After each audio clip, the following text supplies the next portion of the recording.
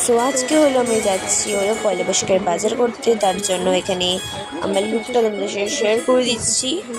তো তোমরা দেখে নাও একটু হালকা করে এখানে টপ পরে নিয়েছি, জিন্স পরে নিয়েছি, স্নিকার্স পরছি আর হালকা করে মেকআপ করে নিয়েছি। তারপরে আমরা বিধান মার্কেটে যাওয়ার উদ্দেশ্যে আমরা বেরিয়ে যাব। তো এখানে মাকেও দেখে দিলাম, তো মা এখানে রেডি হয়ে গেছে। তো আমরা বিধান মার্কেটে শেষ পর্যন্ত গিয়ে পৌঁছলাম। আর কাঁধে কাঁধে বিধান মার্কেটে জামা কাপড় কিনতে ভালো লাগে, তো আমার কমেন্ট বক্সে জানাবে আর কারা কারা এখান থেকে এসে কিনো। আমি তো এখান থেকে বেশিরভাগটা এখান থেকেই কিনি। আমার খুব ভালো লাগে এই জায়গাটা, কেন কি অনেক সেলও পাওয়া যায়, অনেক ভালো ভালো জামাও থাকে এখানে।